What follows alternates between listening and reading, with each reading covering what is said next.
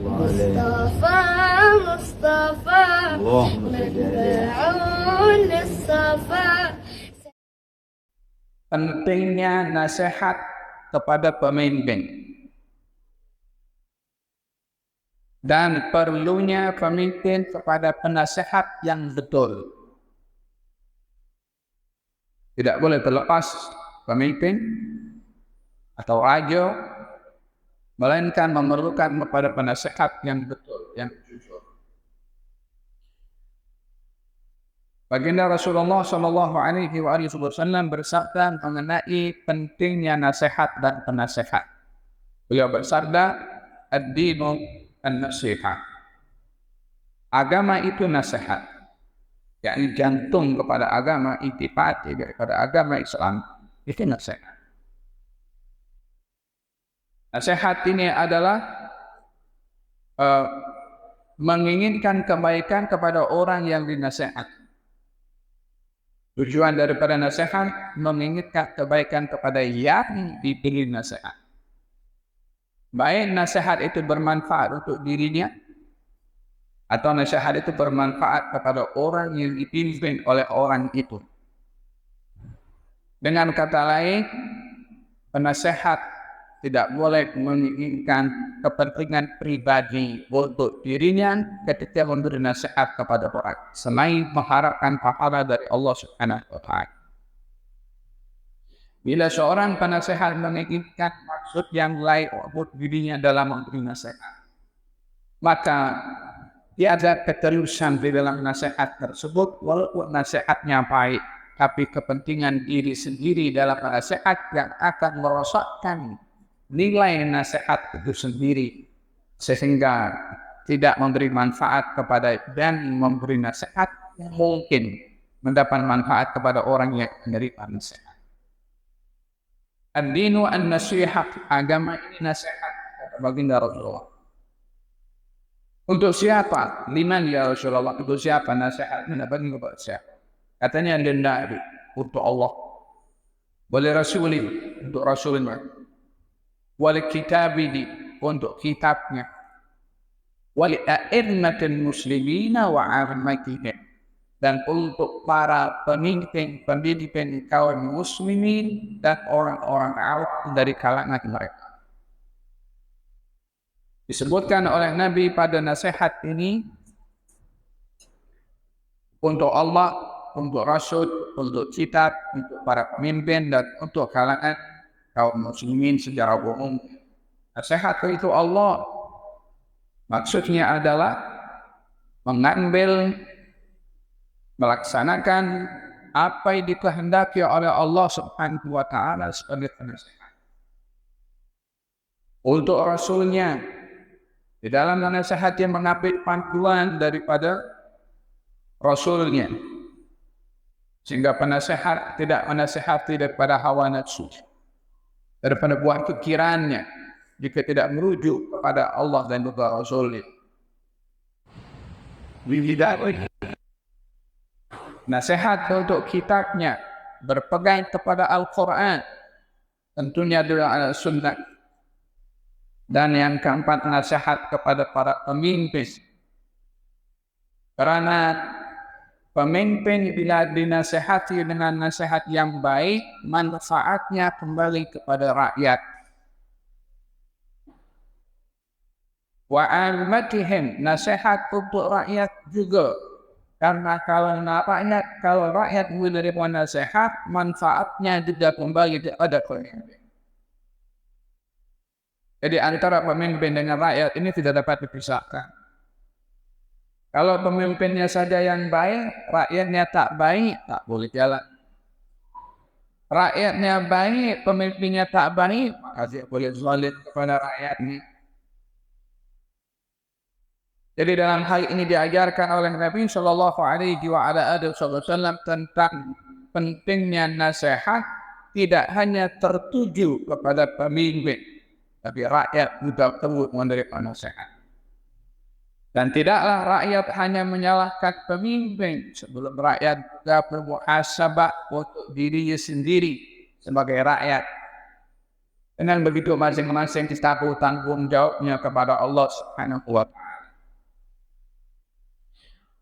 Di dalam Al-Qur'anul Karim Allah Subhanahu wa Ta'ala memerintahkan Rasulnya untuk bermusyawarah.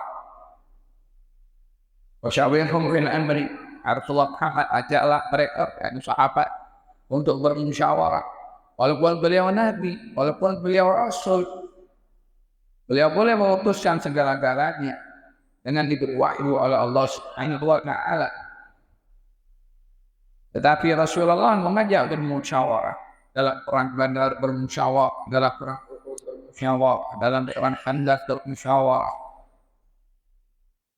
Wa amruhum syura bainahum, urusan mereka bermusyawarahlah. Tidaklah akan menyesal orang bermusyawarah dan tidak rugi orang yang istisara. Kata baginda Rasulullah sallallahu alaihi wasallam dengan demikian, salam musyawarah dalam Quran diperintah, di dalam hadis juga diperintah, praktikal Nabi juga bermusyawarah. Hanya yang perlu diperhatikan adalah kriteria orang yang kita perlu ambil nasihat. Tidak hanya kita melihat kepada konten nasihat itu, tapi juga memastikan kepada siapa yang memberi nasihat. Karena di dalam Al-Quranul Karim Allah Subhanahu wa Ta'ala menceritakan tentang makhluk yang mengaku dirinya penasihat, tapi nasihatnya racun yang merosakkan orang yang dinasihat. Sehingga nasihat atau penasehat bukan hanya kalimat indah untuk dikatakan atau seronok untuk dipegang sebagai jawatan tanpa memastikan dirinya itu layak menerima nasihat. Ya. Siapakah makhluk yang pertama melatih dirinya bernasihat? Iblis. Ketika berkata kepada Nabi Adam alaihissalam, katanya ada Hawa, kamu dilarang makan buah ini, ada buah khuldi, katanya. Tahukah apa sebabnya? Karena kalau kamu makan, ini konten nasihat. Katanya kalau kamu makan, kamu akan jadi dua malaikat. Atau kamu akan kekal di surga. Nampaknya elok. Waqasamahuma. Dan iblis bersumpah, kita demi Allah, sesungguhnya aku ini kepada kamu nasihat yang jujur. Tahu. Dia angkat penasihat aku, penasihat kata jujur. Bayangkan.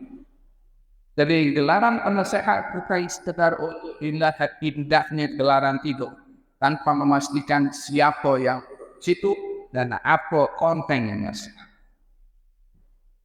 Apakah yang berlaku kepada Nabi Adam karena menerima nasihat daripada iblis? Akhirnya keluar daripada syurga. Walaupun Allah itu sudah memang memampukan Adam duduk di bumi, tapi diceritakan asbab kenapa Nabi Adam turun ke bumi. Disebabkan oleh karena iblis yang mengganggu, menipu dengan melatih dirinya sebagai penasehat, dan nasihatnya adalah justru menjurumuskan Nabi Adam atau menjadikan orang yang nasihat. Oleh sebab itu baginda Rasulullah bersabda, al-musbashar yang dimintai nasihat adalah mu'taman, mustiqayat, jujur. Bukan sembarang orang. Bukan karena best friend, aku latih kau jadi penasihat. Atau karena dia ada jasa, relatif penasihat. Amanah. Oleh sebab itu dalam melantik orang menjadi penasehat, hendaklah dipastikan itu nasihat apa yang diinginkan. Kalau dia memerlukan penasihat dalam bidang ekonomi, jangan lantik orang yang engineering dulu tak habis. Kalau dia memerlukan nasihat daripada badan kesehatan akan bela orang-orang yang layak. Kita pun beberapa waktu yang lalu ketika berada dalam keadaan MCO, dengar nasihat-nasihat daripada entah badan apa, semua ikut semua, kan? Walaupun kadang-kadang pelik, ya. Hanya jam, apa sebabnya ikut apa kata nasihat. Suruh buat ini kita buat itu kita buat. Hanya kami galbat terborak berhadis al-mujlashat, aman. Yang diminta nasihat, yang diminta pandangan orang yang mestilah nasihat ke orang yang jujur. Tak ada kepentingan di dalam menyampaikan nasihat. Bukan orang itu hawa nafsu yang memiliki kemahiran skill dalam bidang apa dia wujudkan. Kalau dalam ilmu agama, rujuk kepada ulama.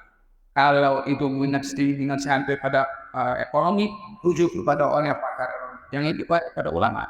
Ulama tak arti kasar apa namanya? Perkembangan ekonomi pula. Kecuali kalau dia mahir dalam bidang itu. Dan dirujuk kepada ahli takhasus. Termasuk dalam hal ini, ketika Nabi Yusuf itu menawarkan dirinya untuk mengambil jawatan, beliau mengatakan, saya ini pak dalam jawatan yang saya minta. Beliau Nabi, betul. Tapi dalam hal ini meminta jawatan dalam bidang menjaga kekayaan bumi. Dia bukan meminta untuk menjadi menteri dalam oleh agama, tapi meminta pada bahagian pertanian. Apa sebabnya? Saya pakar di situ. Walaupun dalam hal yang lain dia pakar, memberitahukan kelayakan ini pada bidang di sini dipahami mereka yang akan duduk di satu kedudukan hendaklah memiliki kemahiran dalam bidang. Jika wusida al-amru ila ghairi ahlihi fantadhiris sa'ah.